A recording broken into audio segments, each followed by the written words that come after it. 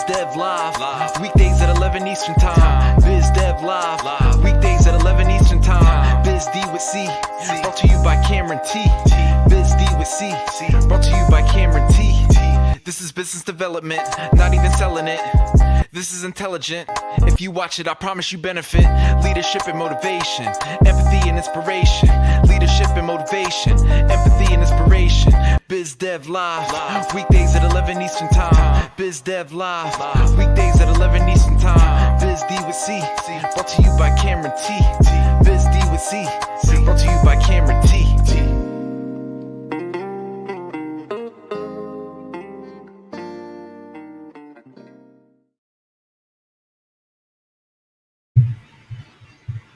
This is Biz Dev Live. My name is Cameron Toth. We're talking about association success today. So groups of people come together around an industry to network. How do you be successful within an association? This is something that sort of weighs on me because I've been a member of associations for a long time. Since 2008, I've been a part of Meeting Professionals International, MPI, part of the events industry. I later joined associations like ALEA, Epik, Event Professionals in Connecticut, all around meetings and events, which is a dear, close love to my heart. I have a hospitality business called Toth Event Staffing. So how do you be successful joining these organizations, get really great ROI? And then later on, now I'm president of Master Networks Mount Pleasant chapter. How do you bring people in, right? So I'll talk about those two things today, and those are relevant to people who are building their teams. We've been talking a lot about that in our Master Networks meetings, interviewing.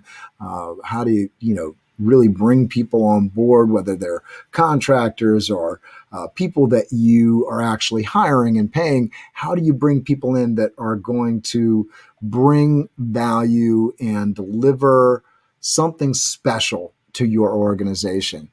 And you could look at I'm a dad, so I have my kids and they have friends. You could look at this through the lenses of, how do you sort of judge who your friends are? And the reason I'm bringing the friends thing is because I've been hearing for years, listening to top speakers, top educators that talk about you are who you surround yourself with. So part of the equation in terms of joining an association is you can lift up who you're surrounding yourself with by getting involved with these associations with people that may be punching a little bit heavier in weight than you are in terms of size of company. There's some great associations out there for entrepreneurs and small business owners. If you get to that $1 million mark, there's associations for that, right? So lots of places to go where there's people at your level and above so that you can learn from people that are going to actually have information in their mind that they're using every day that can actually lift you up in your business. But how do you provide value to the association, right? And it all comes down to, I think, this one phrase, which is people like people who help people, right? So if you're somebody that's giving and really being a good community member. And what does that mean? To me, I think that means you get what you give, right? So if you're giving out a lot of information, credits others, referrals, that's going to come back to you. And so that is the way to be a part of a networking association, part of a industry association, and to go into it with that attitude that I'm here to be a resource, not just to go and be a sponge and suck up everything I can and leave. But if I'm truly going to build relationships and get a lot of value from my membership dollars and be a contributing member to this community so that I can really take advantage of everything that community has to offer, I'm going in, I'm looking for the education, I'm looking for the connection, I'm looking to be a value add, even when I'm paying for that membership, even when I'm not saying not to look for those things that are going to be an extreme benefit for you. You have to be choosy with your time, choose where you're going. But once you decide where you're going to go, a big part of that decision should be, Can you contribute?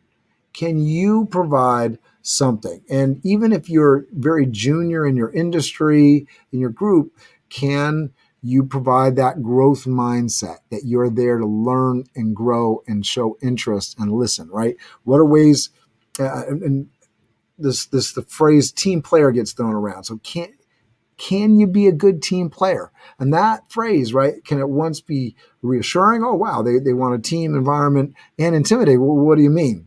What am I not doing? What are things that you can do? You can refer people to other people. So as you learn about somebody new and they're doing something great, you can refer them to other people. You can give them credit. This works in teams, in the office environment. Give credit to other people. And this is going to elevate your personal brand and build that know, like, and trust factor, right?